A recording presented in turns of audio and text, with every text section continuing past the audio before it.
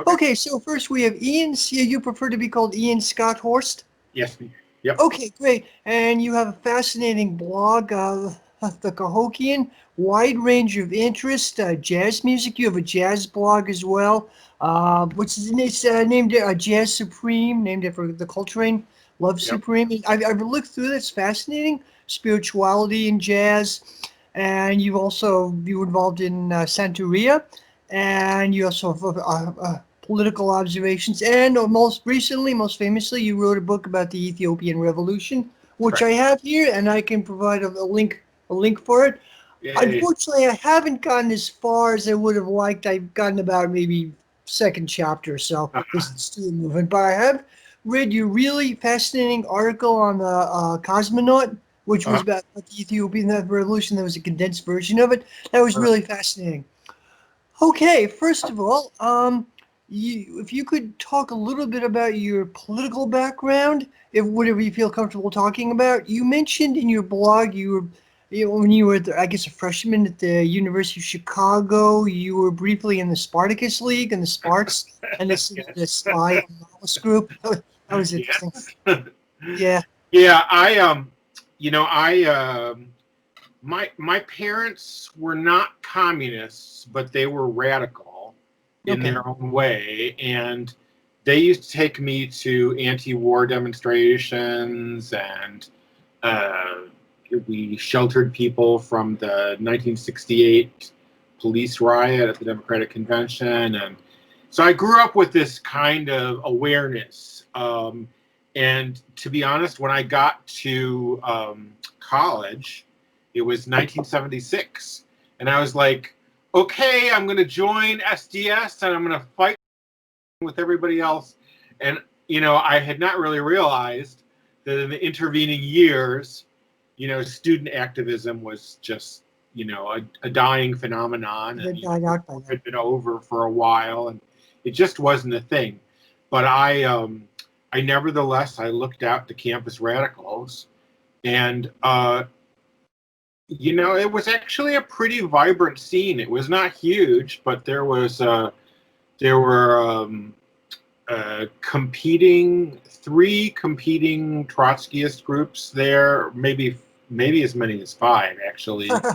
There was every Maoist group you could think of at the time. There were all these foreign student organizations, and they were all, they were trying to recruit people there. So I shopped around, and I considered myself a Maoist in a very uninformed, shallow way. I mean, I had never read much theory. I had read some Mao, but I had never really investigated Marxism per se. And the Sparts took me the most seriously, and they showed the most interest in giving me an education. They also turned out to be a really creepy, culty organization that did me some personal damage. And I'm, I can laugh about it many years later, but I actually feel pretty lucky that I got out of that situation after only a couple of years. Okay. And that sent me on I mean, I realized that I was definitely a communist. I mean, I definitely, believed this stuff. And I never felt particularly comfortable with an existing silo. Eventually, well, it's sort of a different subject here, but the Sparts had a really problematic attitude towards queer people, and I was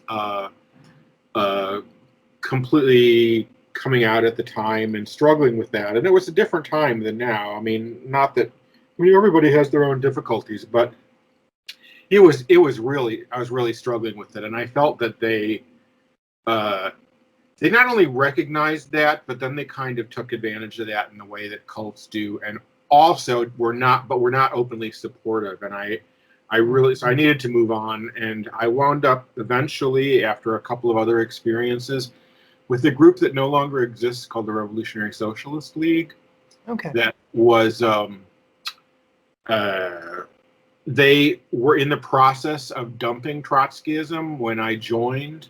And Okay. shortly after I quit, they actually dumped Leninism altogether and became an anarchist organization. Did they become a Love and Rage? Love and Rage, yeah. Right. They wasn't a direct transfer, but it was most of them joined Love and Rage. But I had dropped out basically out of demoralization before that. And I liked their willingness to re-examine the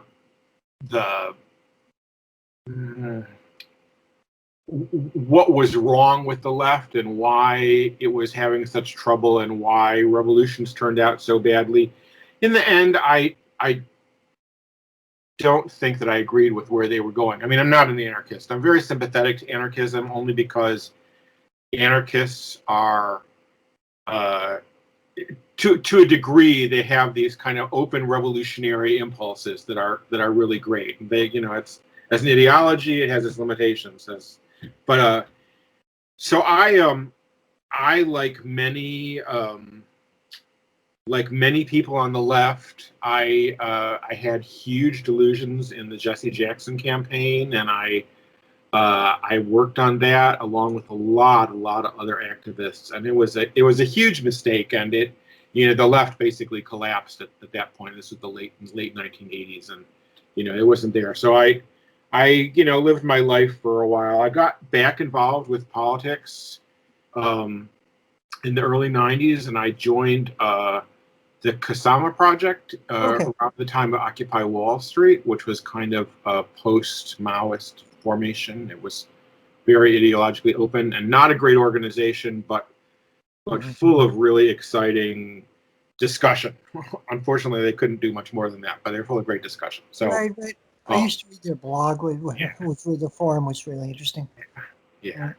And all along in this period, I had been fascinated when I got to college with the Ethiopian Revolution. I learned about people more or less my age making a revolution and suffering for it, and I was just incredibly moved by it all. And I was also shocked that so much of the left, even though these were revolutionaries, waving red flags, they were being suppressed by an avowedly leftist government. And I really struggled with that. And I could not resolve that to my satisfaction. So, my book is a product of sort of a lifetime of struggling to investigate that problem. Right, it's really important stuff. So for Ethiopia, first, most Americans, probably including myself, don't really know a lot about Ethiopia. Some kind of background. First, the dominant language is Amharic. They're Amharic speaking, but there are others, multi-ethnic cult society. They had what I've read, a very early version of Judaism was popular there way back, and there's still remnants of it, like pre-rabbinical Judaism. They're the flashes today. Then they became Coptic Christians, or kind of technically a monophysite heresy or whatever. And it was a basically splintered feudal society. I think if I remember, the father of Haile Selassie was at Menelik II, unified Ethiopia. And they were attacked by the Italians, by Italy twice at the Battle of Adawa, was it? 1890s, and later they defeated the Italians, and then later Mussolini conquered them. They were an Italian colony for a time. Are the memories of that, the Italian fight against the Italian imperialism, still alive in Ethiopia? They're very proud of Ethiopian people are very proud of their history, and especially of their history of resistance. And one of the things that I found really remarkable is the really developed historical memory of Ethiopian people. Like if you go on Facebook and find Ethiopian pages, they're still swapping pictures of heroes from the resistance against the Italians in the 1930s. So this is very much a part of their identity, and they're very proud of being the last country in Africa to fall to European imperialism, and then only for a few short years. And that actually made all the difference in their when the latter part of the 20th century arrived, it was um, an indigenous culture that had really not been smashed like the cultures in the rest of the continent. Right. So there are good and bad parts of that. I mean, um, uh, feudalism and the whole Ethiopian royalty and layer of aristocracy um, was culturally, socially, economically, politically super advanced, but of course, lived on the backs of this huge agricultural country, and the it was an empire that conquered its own neighboring peoples. And in fact, Ethiopia, the dominant nationality in Ethiopia is not Amharic, although they have always been the rulers of the country until recently. And so there's been a lot of contradictions inside the country that have at times been creative tension, have times been a source of conflict and oppression and exploitation. And since the Ethiopian student movement in the late 1960s became incredibly radicalized, and in fact, Marxism was like the dominant thing. And not only Marxism, but Leninism was the thing that Ethiopian students would talk about in the late 60s.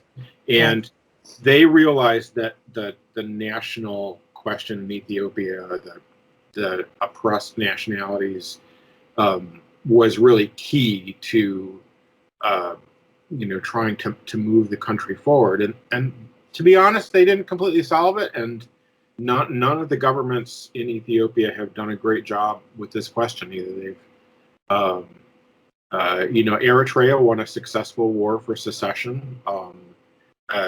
Not a great government, but they were successful. But the issues are somehow still not resolved. It's not like there's like ethnic justice. And even though a minority party has run Ethiopia for most of the period since the Derg was overthrown in 1991. Even today, this is a tremendously vexatious question. Nobody seems happy with how it's attempted to be resolved. And I expect that future conflicts in Ethiopia will be right. have this sort of remnants of empire issue as the central feature. Right. Well, the nationalities question has been a very difficult question for the left in general. But yeah, so you discussed the rise of the student movement. First, Haile Selassie there's an attempt to overthrow him in 1960 by a group of military people. It failed, and they were executed. But that began kind of a struggle, and there was a student movement, huge student movement at one time. Starting roughly in the mid 1960s. And what's your take on Haile Selassie himself? Was he? I mean, he became an international hero in the 30s when Mussolini invaded and made a peace between the League of Nations. Well, I mean, I personally am against kings. Sure. Ethiopians are very proud of their history, and I think it is possible to look at to have a dialectical understanding of he was a resistance figure against imperialism, against Italians. He also fled to England with a lot of his money and waited for the country to be liberated. So he was a king in all the good and the bad ways. He's very much a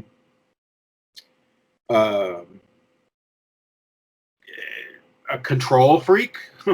And as capitalism developed in Ethiopia, he understood the importance of uh, uh, expanding his economic control into this developing, private commercial sector, which did some weird things to the economy of Ethiopia. But it was a lot of Ethiopian uh, capitalism was directly owned by royal family or other aristocrats, and Right. so it made the question of the state and the ism, the political economy, kind of sort of obviously connected and twisted together.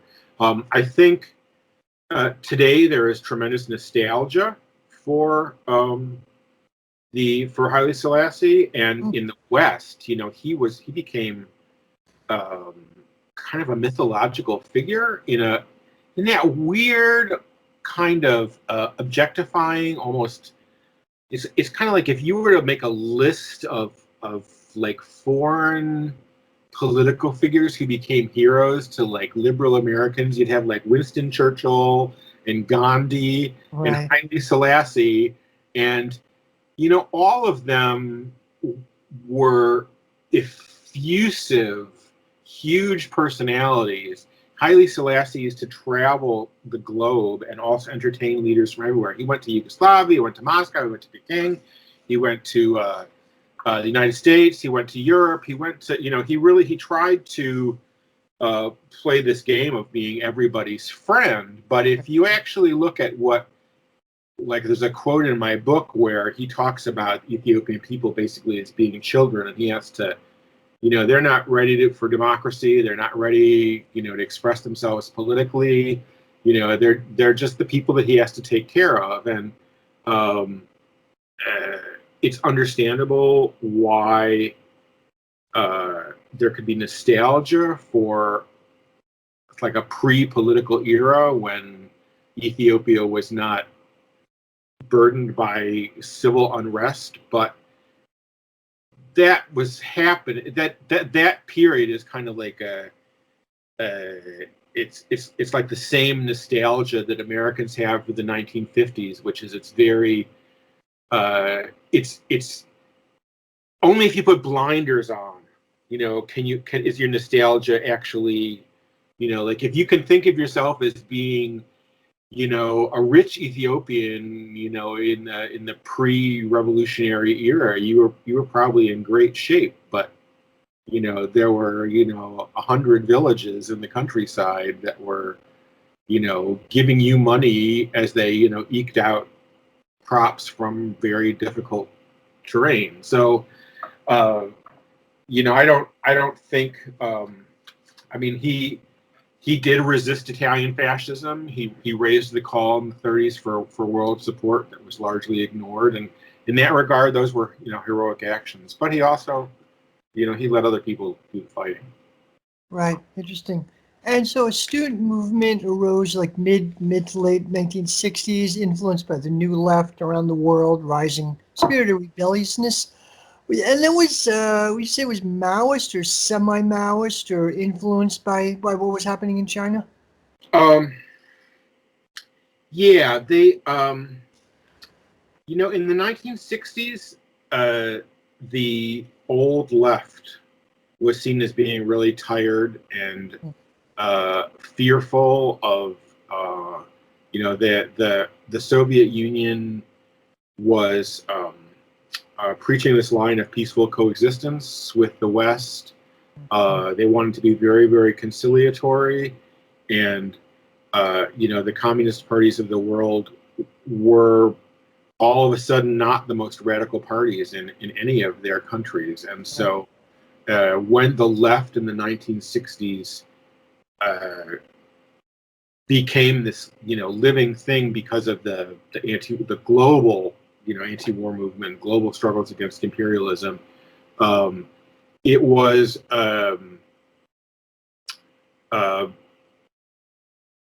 non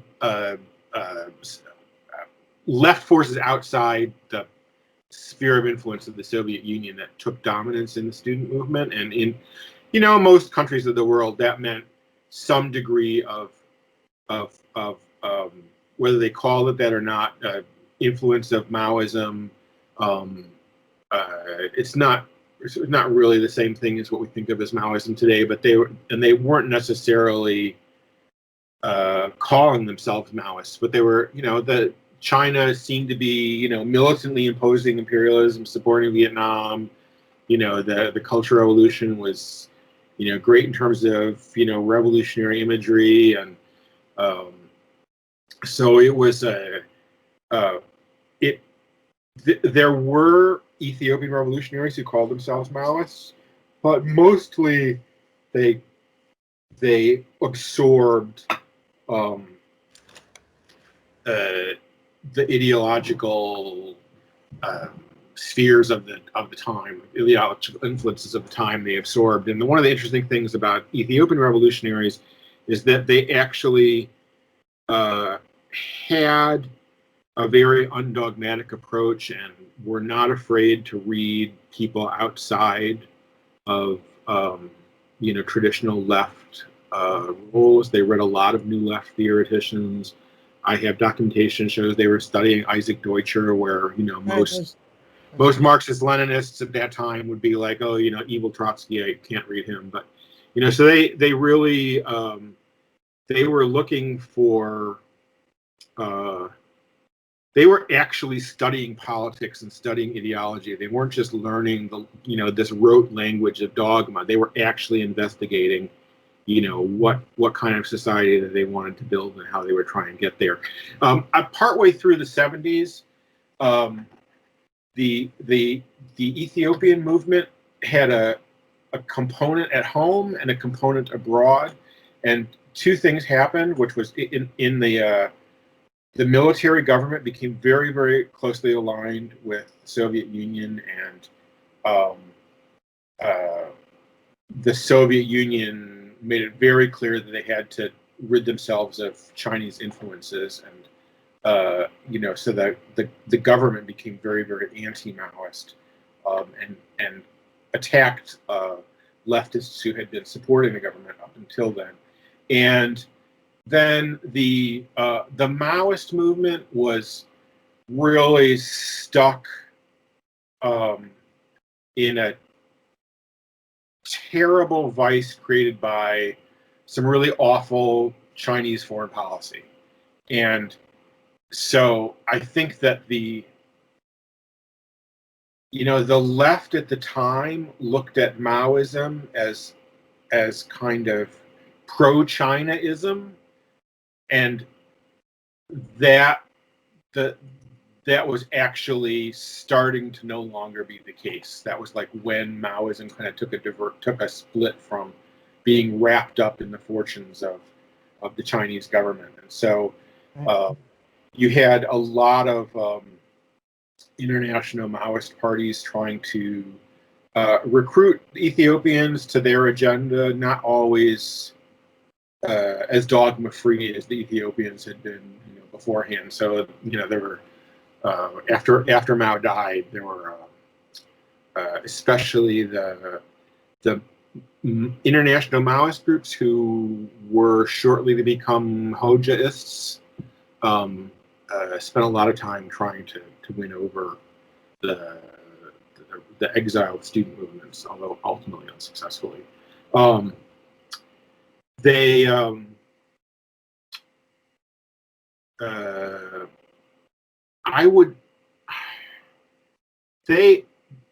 would have called themselves, I mean, the people I studied would definitely have called themselves Marxist-Leninists in the 70s.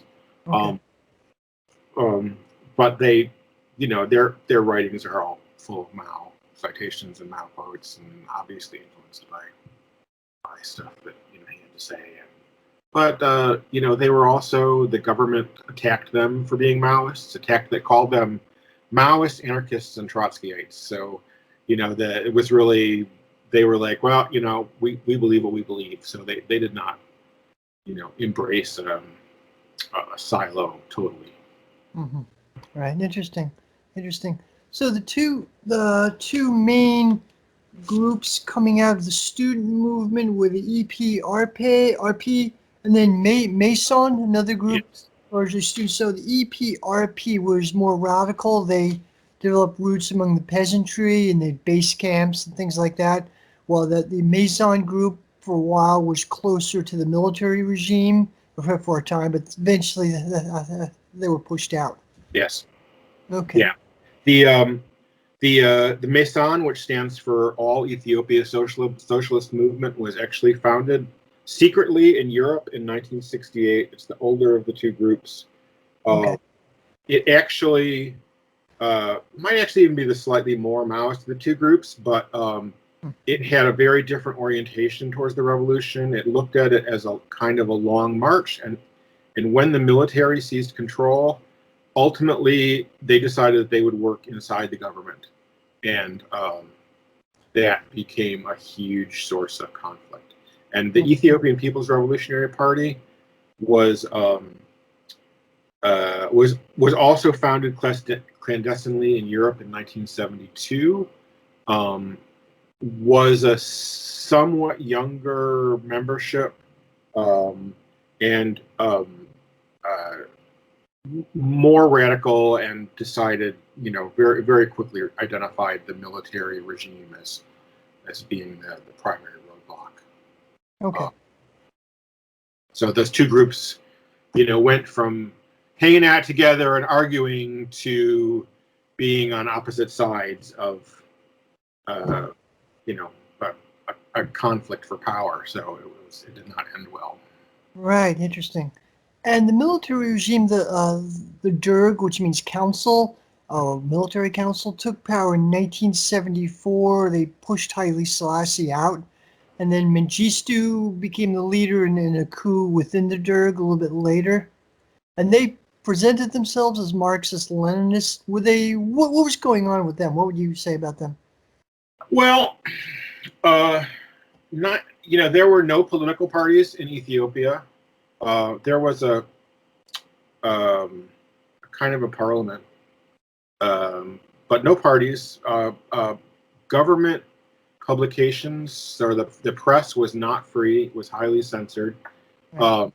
The student press discussed revolution openly, and used to regularly get shut down. But when the revolution broke out, in response to price increases, a lot of them caused by the OPEC price war. Right.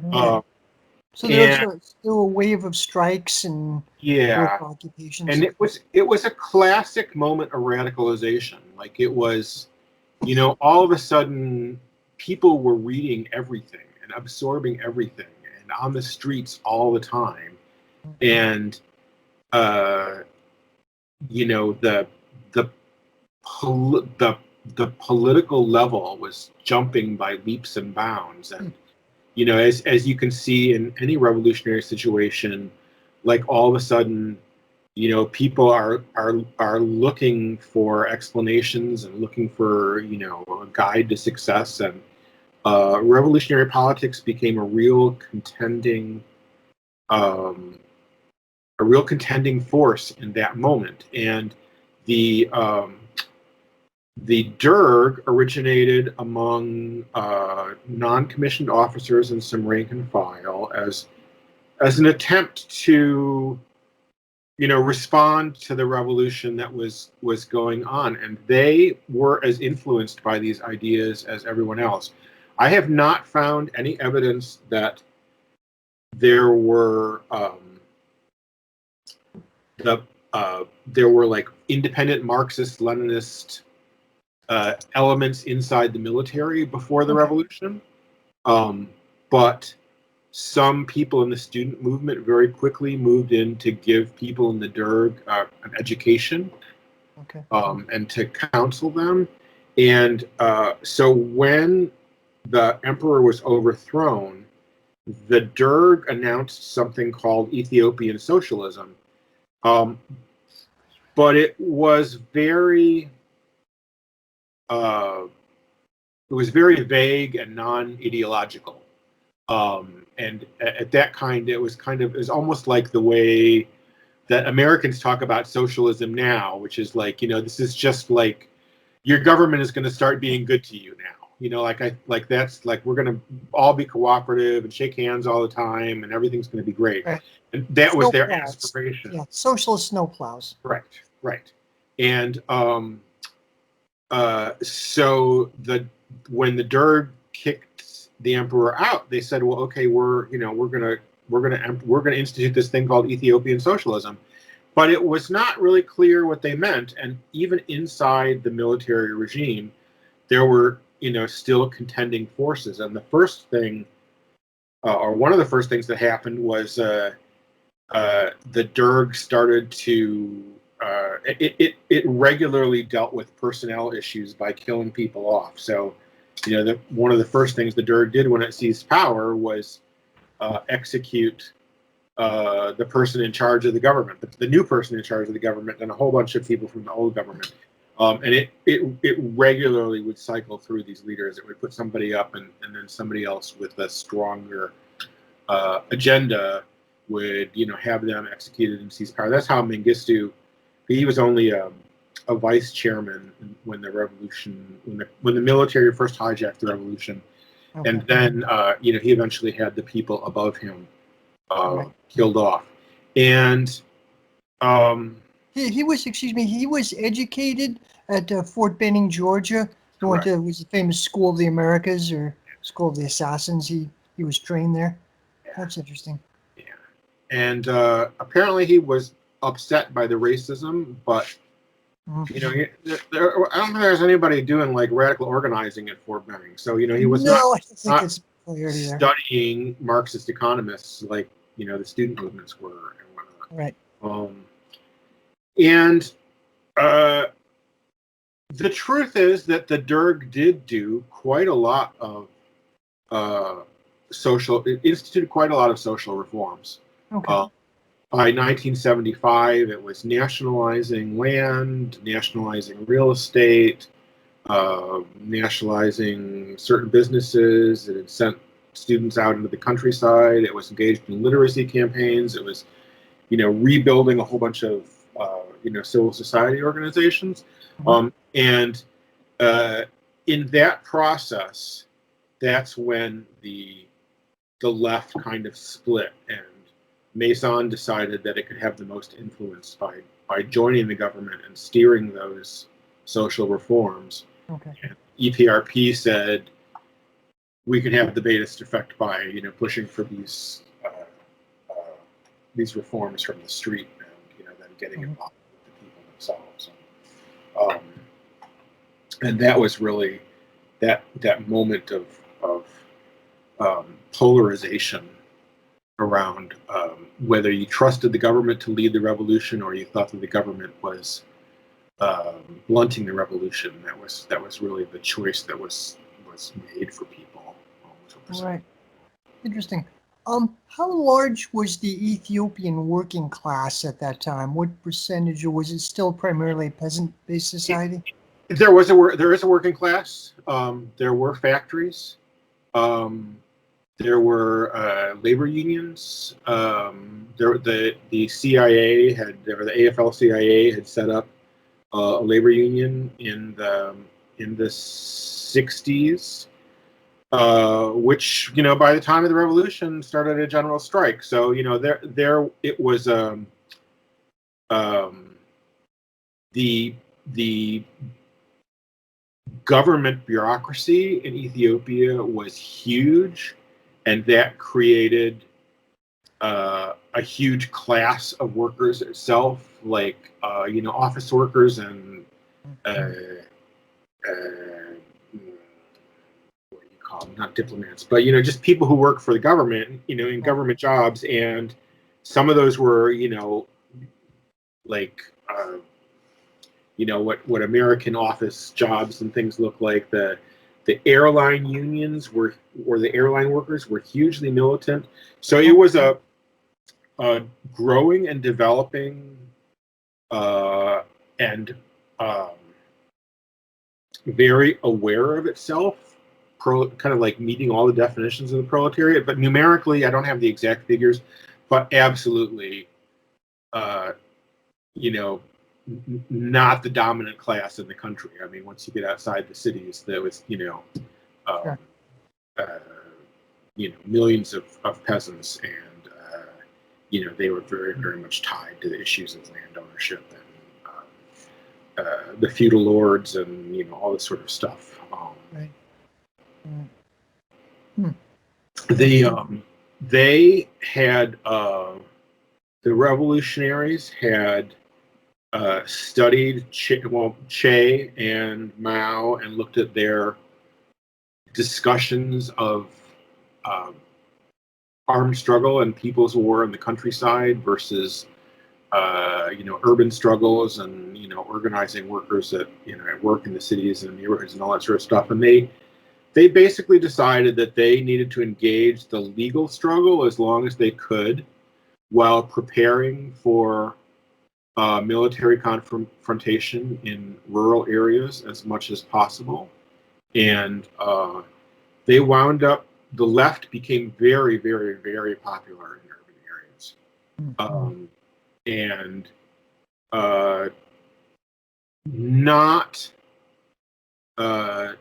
they gained support in rural areas, but they did not become the dominant force in the rural areas like that. And that was, sort of going to cause them a little bit of a problem. And then there were also a lot of other competing forces in the countryside. There were other national liberation movements, which especially in the north of Ethiopia, something called the Tigray People's Liberation Front, which was also a leftist party, but they wound up having a conflict with all the leftist forces who called themselves Ethiopian, as opposed to Tigrayan, and so it had a dampening effect on the ability of the Ethiopian People's Revolutionary Party to organize in rural areas, and I think the other group barely attempted it. I don't think Mason ever had a guerrilla army. Right. Interesting. What was the role, I guess, of the Ethiopian Coptic Church? I guess they're fairly reactionary. Yeah, I actually read some tantalizing reports without much detail into them that even had priests going on strike during the year of the revolution in '74. That they, that the I guess as in South Asia, the church is a huge employer of people, and also young unemployed men. It's a career path for them. It's a very large church. It's not it's not like an American church where you just have a preacher and a couple altar boys. It's a real right. Whole pomp and circumstance, ancient tradition. And I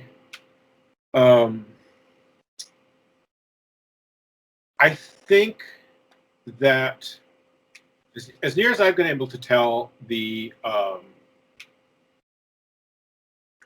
Ethiopian people were so fed up with the emperor being so wealthy and so above it all, and people suffering so much, especially during the periods of famine in the early 70s, that the social power of the church was temporarily really kind of gone around. I think that they just became sort of irrelevant for a little while. Right. I didn't have any. There was an anti-military right-wing group called the Ethiopian Democratic Union that was also led from Europe by various Ethiopian aristocrats. But even there, I didn't see evidence of like the campaign of the godly against communism. Like, I just don't think that was, I think that in retrospect, like, I think a lot of after 1991, the church really grew. I think it's very, very popular today. Okay. Just as the churches in Eastern Europe, I think. And Russia too, yeah. All I right. think it's sort of similar, but I think that they were kind of made irrelevant for a few years, and I think Right. that I think their social power was just kind of undercut. And I didn't actually see a lot of agitation against the church from Okay. radical, which is interesting to me, because you Oh, would think that if they were hugely involved in something, that there would be a lot of. mhm. They're kind of a little made irrelevant for a little while. Right. Interesting. Okay, now when after the Derg took power, they eventually began a very vicious crackdown on the left, or the independent left. They pretty much eradicated the original student Yeah, movement. yeah. Yeah, that was. The the Derg believed that there was no problem too small that it couldn't be solved by executing a few people, and they very quickly realized that was their ready solution to all dissent, and they pretty regularly executed people without much attempt to uh, uh, create a framework of legality around it. They just accused you of being a terrorist, and they executed you, and that was that. In late 1976, there was a sort of a malaise. The country was having some economic problems. Mhm. The left had been wildly successful in gaining support, and the government was somehow just not feeling in control of the situation. And there was a lot of factionalism inside the military government. And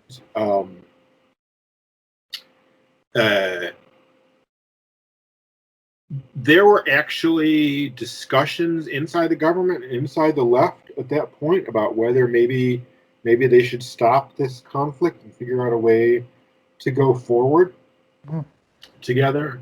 And that was when Mengistu stepped in with the backing of the Soviet Union and basically eliminated all the opposition to his rule and his direction and his program inside the Derg, and instituted a massive plan of repression against the left. And they would,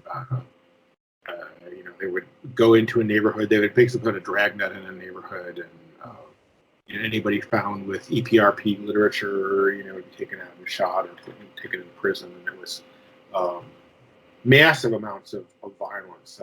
The EPRP responded with a targeted assassination campaign, for which they've been criticized pretty harshly. In my opinion, they were in a really bad, difficult situation, and they chose to fight back in a way that. They didn't win, but they tried to defend themselves. So I'm not completely willing to condemn the EPRP for its assassination campaign. They that their enemies were not only trying but actually inflicting really grievous harm on them. There's just horrible stories. There's a story I tell in the book of he was the leader of the EPRP at the time, and he had gone underground, but a spotter saw him from the other socialist group, and they sent a death squad after him and chased him to an office building, shot him. He managed to take the elevator up to the 6th floor. They followed him. and he had to. They basically were, getting off the elevator, and he realized he had to just jump out the window. So he, already like, bleeding from bullet wounds, he, basically killed himself. Yeah. And that fate was, most of the urban leadership of the EPRP um, was killed or imprisoned during that period of time. That's sad. Yeah. So I guess there's a major demoralization of the left after that. Yeah. What was the social basis of the Derg? They were all junior officers, or? Yeah, junior officers. Junior officers. They were um, junior officers. I mean, Mengistu himself didn't wait to take over palaces and make himself in charge of everything. So he wanted to be the big cheese, but it was not. It was not the top layer of the Ethiopian military. It was, this other layer, and they formed. Well, they first tried to get things like the Ethiopian labor movement to support them. They basically ordered them to support the government, and they basically got laughed at. So they smashed the union. They killed its leaders. They arrested a bunch of everybody, and they set up a new national trade union called the All Ethiopian Trade Union. But all of the Derg set up quite a lot of mass organizations, mass social organizations, but they were all attempts at population control. They were not really attempts at mass empowerment, and they played the game of politicizing these workers and making them go to rallies and show their support for the government. But if you really look at the documentation for the constitution of the trade unions, the Ethiopian constitution, or all the ruling documentation and stuff, they just wanted a labor movement to sit there and make labor productive for the military regime. They weren't organizing workers for workers' democracy per se. Right. And they so for the whole period of the mid 70s, there's like a revolutionary women's movement, and there was an official women's movement. There's a revolutionary trade union. There was an official trade union. There was all of these things had kind of parallel existences. One sort of outside the government and one with government sponsorship. Right. Interesting. So the Derg would be fair to say they were operating on a Stalinist model, or a top-down command economy? Yeah, of course, I don't love the word Stalinist, but yeah, it was very.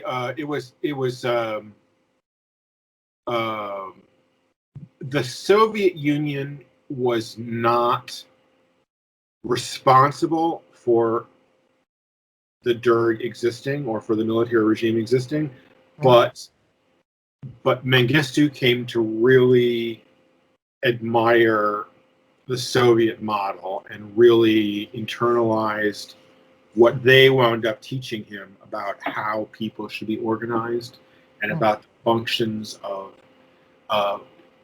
the party in society, and a very revisionist, top-down version of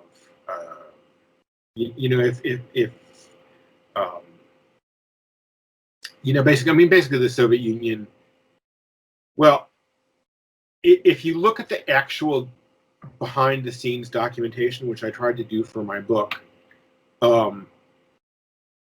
the Soviet Union was actually more realistic and aware of the challenges for Ethiopia, I think, than the Ethiopian government was. Like the Russians would routinely counsel the Ethiopian government over economic issues, saying, don't alienate foreign business completely. Don't alienate the the Ethiopian bourgeoisie too much. You really got to take this slow.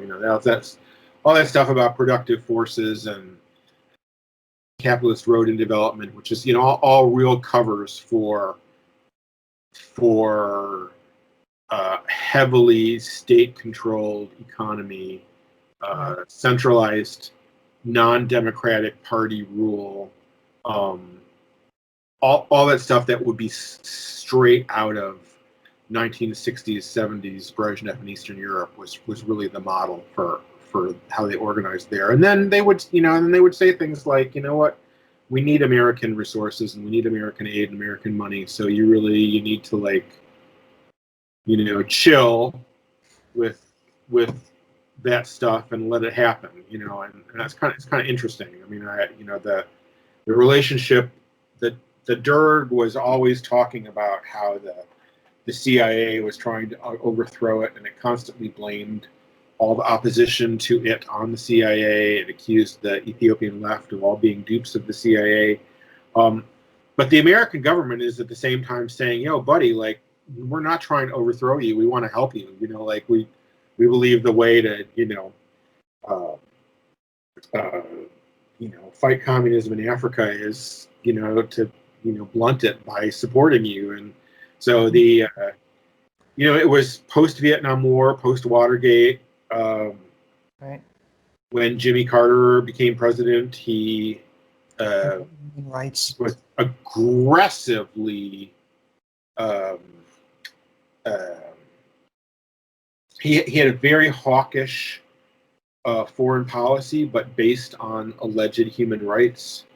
And so it wasn't until he came into office and started going, well, we have these agreements. I'm supposed to give you some weapons, but maybe I'm not going to give you the tank this month. So that, but that economic relationship lasted until the Russians displaced them. So the Derg was saying all sorts of anti-imperialist things, but also being completely dependent on American exports. So that was a real. It's it's funny when, I think that this is still true today, when the politics of certain radical governments sound great and are very openly militant and disdainful of imperialism and advocating economic independence, and then in practice they do what they need to do to survive, which is often sell their souls to imperialism, because that's how capitalism works. So it's like, you look at Venezuela today. It's anti-imperialism, but if Venezuela could cut a deal with the United States over oil, they'd be yeah, sure, solve their problems. So it's just you get studying the Ethiopian Revolution, you learn a real lesson about the nature of political principle, and how that's kind of the least important part of certain things when it comes to the real world, and how things actually unfold, and how you have to relate to what's actually happening, not just what people say. Right. Interesting. Now, what was the attitude of the Western, particularly the U.S. left towards the Derg? Yeah, you were somewhat critical about groups like Workers' World. Yeah. That's actually one of the reasons. That's actually what set me off to write this book. Okay.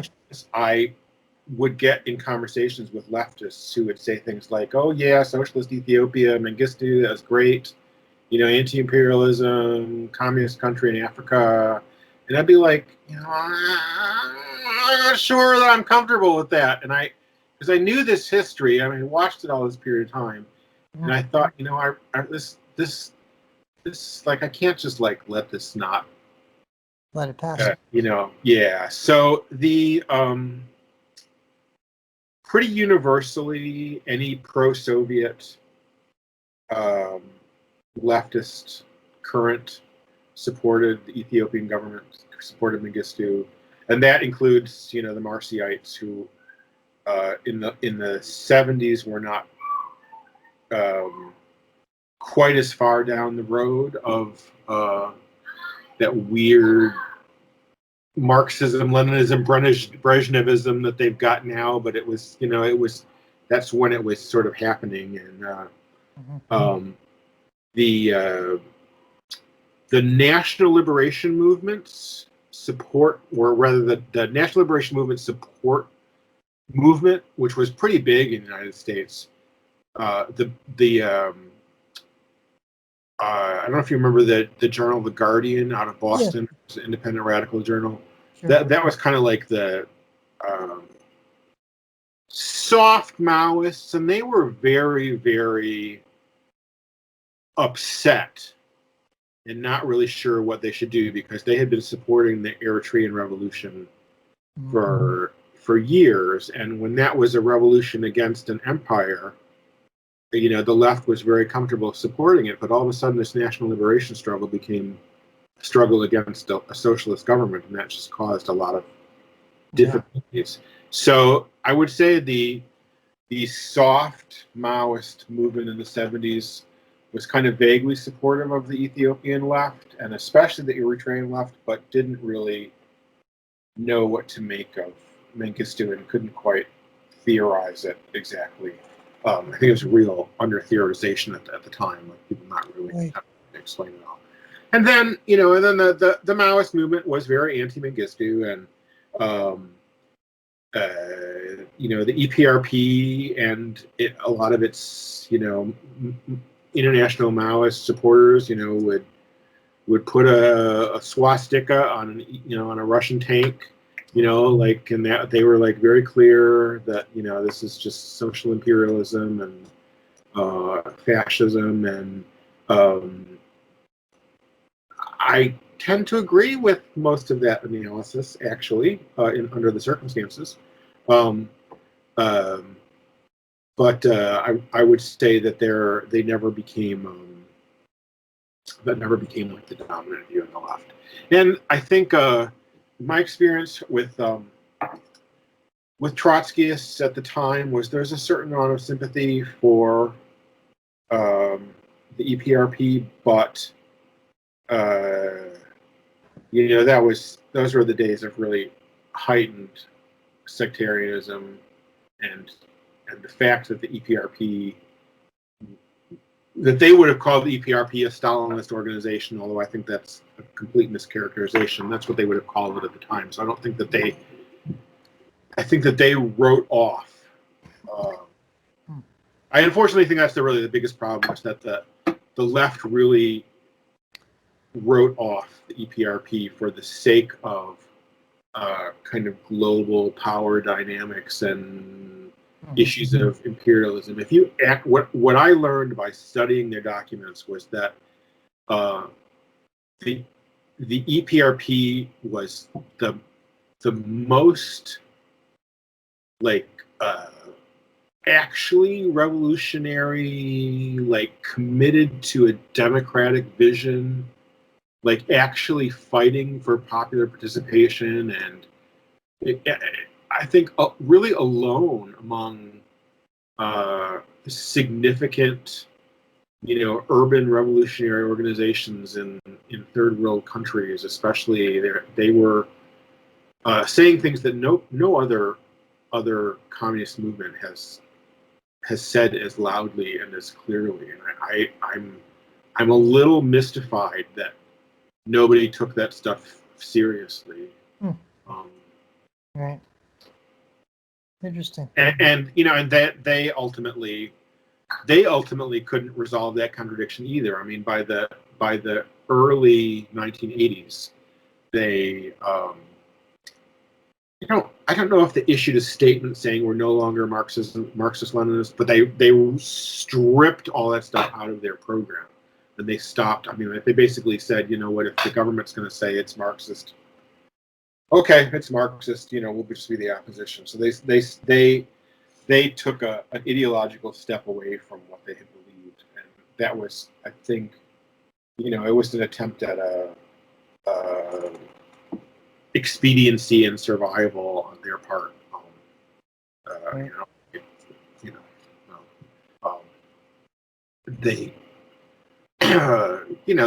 they walked away from uh, attempting to claim, being the most communist of Ethiopians. That's just they just stopped that. And Yeah. it's kind of hard to.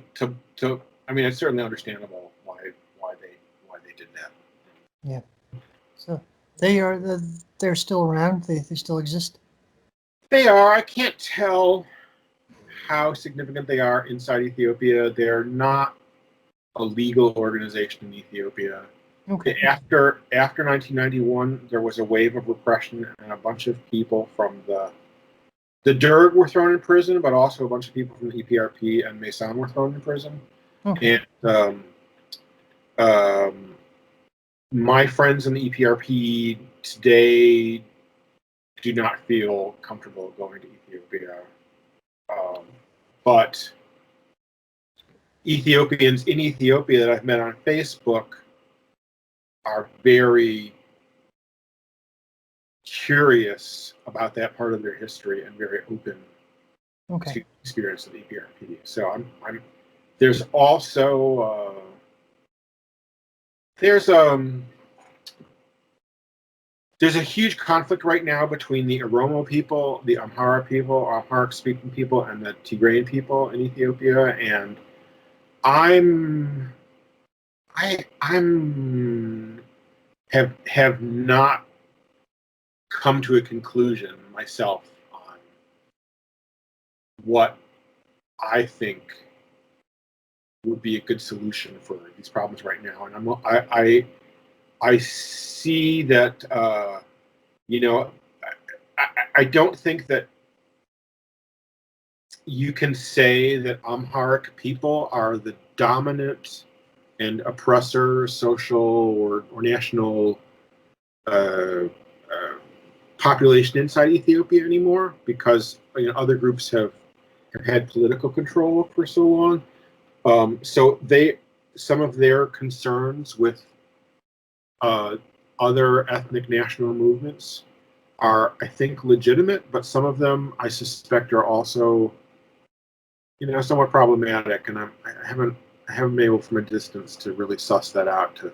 And I know that EPRP, for its early history, was very, very proud of being a multinational organization and attempting to unite Ethiopians from all sorts of ethnicities. I don't know if that's still so true. I don't know. I feel like today it's probably more primarily Amharic. Yeah. Okay. I'm not so sure.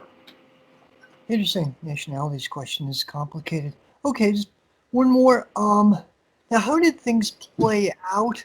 There was a civil war between another group, also claimed to be Marxist-Leninists, while they were having a war with Eritrea, who also claimed to have a Marxist-Leninist government, while they were at war with Somalia, who also claimed to be have a Marxist-Leninist government. The alliances shifted, and Ethiopia, Somalia was pro-Soviet, then they became pro-U.S., while Ethiopia became more pro-Soviet. So how long did the Dergs, when was the Derg overthrown, basically?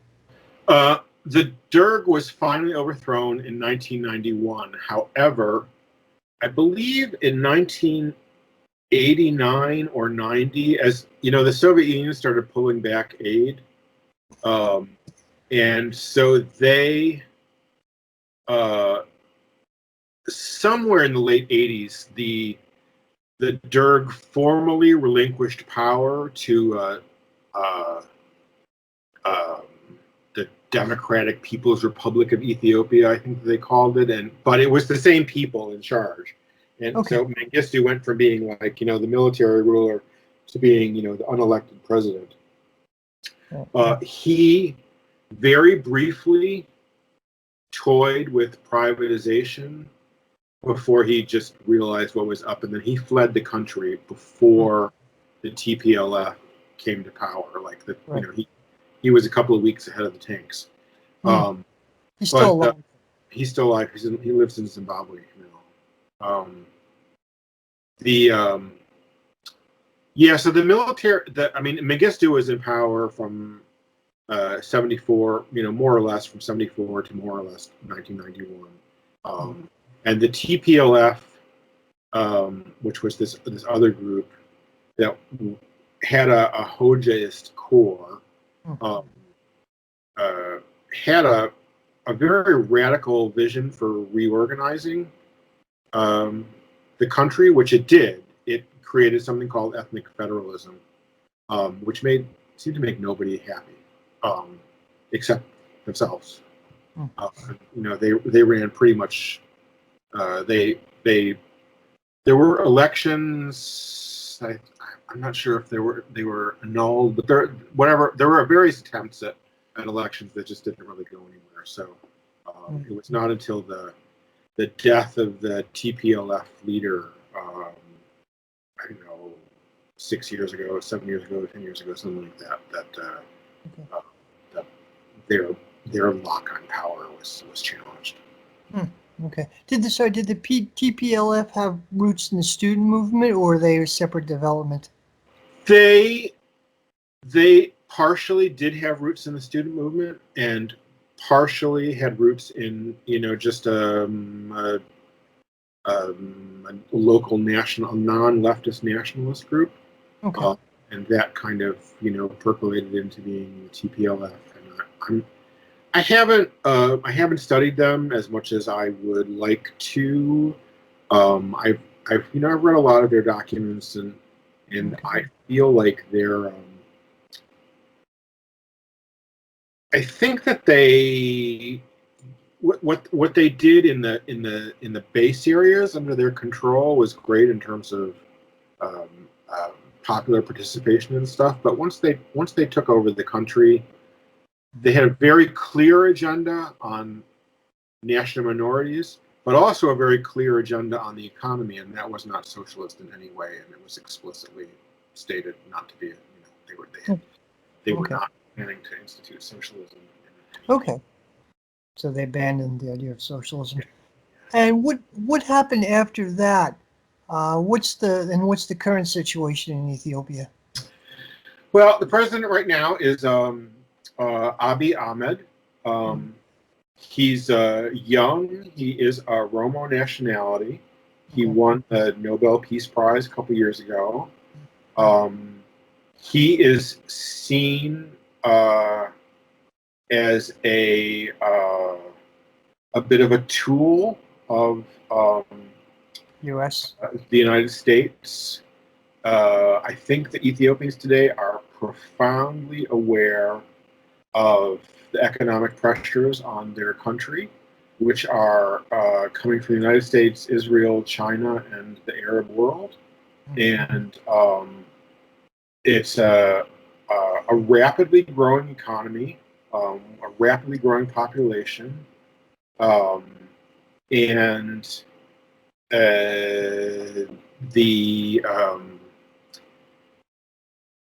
after a couple of decades of anti-imperialist posturing that was sort of a cover for double dealing, now there's a real need for anti-imperialist agitation, and nobody's doing that right now. I think that I think many Ethiopians are very, very concerned about Chinese capitalism in Ethiopia. Very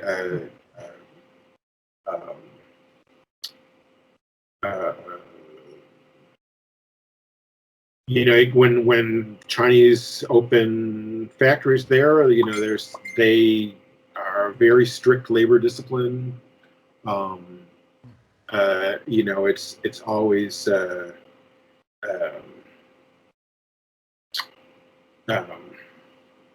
Chinese government always presents its work with countries in Africa as being sharing and mutually beneficent, and that's really true only in the neoliberal vision of the rising tide rises all boats. Nice. They're definitely in search of profits and exploitation in Ethiopia, not Right. So they're facing Chinese imperialism now. Right. Interesting. So, is there any sort of a left, organized left in Ethiopia right now? Or? Not that I can tell in a traditional way. There are a lot of political factions, and a lot of these factions have, various, like, everybody was in the EPRP or something once. Like there's a whole bunch of opposing groups which are, led by various EPRP veterans or, Right. people against them. I have not really uh, figured out the politics of these groups satisfactorily, and there are a lot of kind of infighting and distrust, and uh, the Tigray People's Liberation Front and the Oromo People's Liberation Front, or the Oromo Liberation Front, are still, major players. Mm-hmm. I don't. I'm not really sure. I know there is a labor movement. I know that there are, new unions. I know it exists. I know there've been a lot of there's a lot of political activity in Ethiopia. There's a lot of protests, a lot of Okay. even a lot of political violence, a lot of things that might be considered uprisings. But I have not seen anything that carries much political depth. So the only thing at all current I've seen that claims to be Ethiopian leftist stuff seems to be some random internet people here and there. I don't think anything significant. So I don't think that. I think, unfortunately, the payback of having a really brutal government that calls itself socialist is that nobody really wants to be a socialist for a while after that. Yeah. Yeah. I that's one of the reasons I really wanted to write this book, because I really am a socialist. I think socialism would be great for Ethiopia. I think socialism would be great for the world. And I think that somebody needs to say, you know what, you were burned by this thing, but that was not very good socialism. That was not it. It can be something much better. So I hope that I'm very Ethiopian people who I know have been really supportive of my book, and seem to have really embraced it, and they're really trying to come to terms with the past in kind of an exciting way. So I'm hoping I've added to the discussion in a productive way. I've never been to Ethiopia. I'm a white American. I've studied the issue very hard, so I don't want to I don't want to overstep my bounds. I'm mostly writing to the Western left to get it to reconsider this stuff. But I also hope that there are Ethiopians who read my book who reconsider their own history, and go back and look and see what socialism still has to offer them, and see if there's that tradition of resistance is something that they can embrace. Right, interesting. Well, I think your book's a valuable contribution. I'm gonna have to go soon. Just my dogs are getting really restless. There's one more. Max is sitting on my lap right now. He wants to take a pee. One more question. Any thoughts on the current situation in the U.S.? I know you've been saying less voting, more revolution. I have a tendency to agree. Yeah. Oh God. Well, all I can say is, what a time to be alive. Yeah, it is. It's pretty wild. I spent a lot of time thinking about the elections and the politics political situation in the United States, and I really think that we have an opening right now as leftists in America to say, you know what, people hate this shit. Like, this has been going on, like this horrible, like, being trapped by awful people on all sides.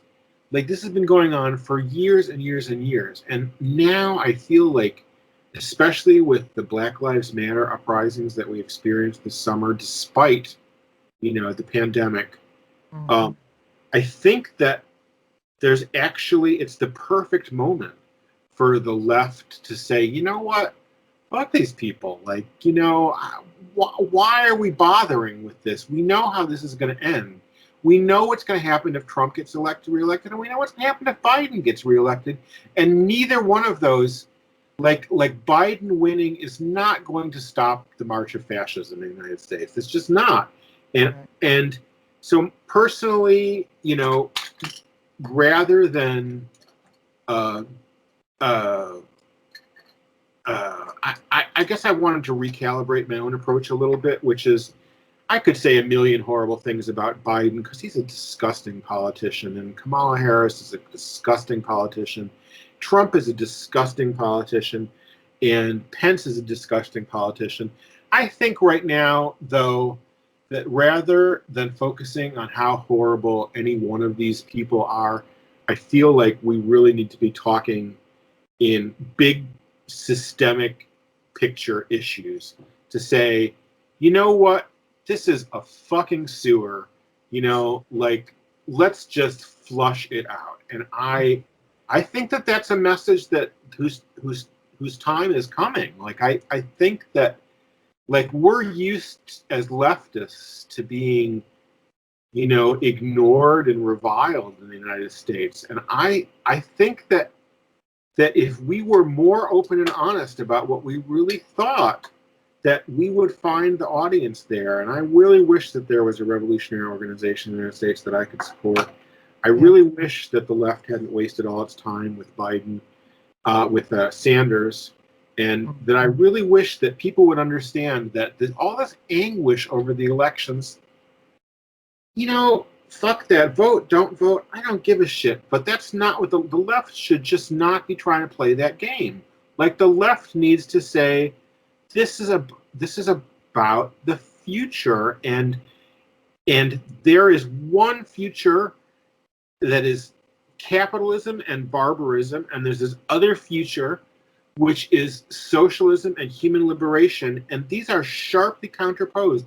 And if you don't see that now, it's almost too late. And I'm very hopeful about the potential of the movement or the moment, but very disturbed just to see it just not, it's just not.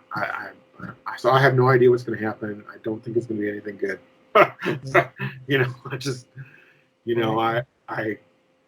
Of course I want Trump gone, but not enough to vote for Biden, because Trump's ghost will still be there, and he'll still be on the streets. And so,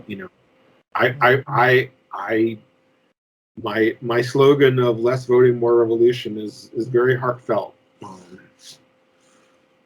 Okay, well, thank you for sharing. Thank you very much. Thanks for sharing your time. And I should have this up in a day or so. Is there anything else you'd like to say? The other thing I want to say is that I'm very proud to be being published by the Foreign Languages Press in Paris, which is, I think it's the only way you can get my book, which is online. The cover price is cheap. The shipping price is cheap. It's not long shipping. It's a great publishing house. Trotskyists will find a lot of the stuff that they publish not to their taste, but they're very non-dogmatic, committed people committed to spreading revolutionary literature. So I hope that people will check out, my book and some of their other catalog, and support, people who believe in promoting revolutionary literature. Great. And thanks for having to talk to you, Kate. It's great. Okay, thank you, Ian. Thank you. Thank you. Bye-bye.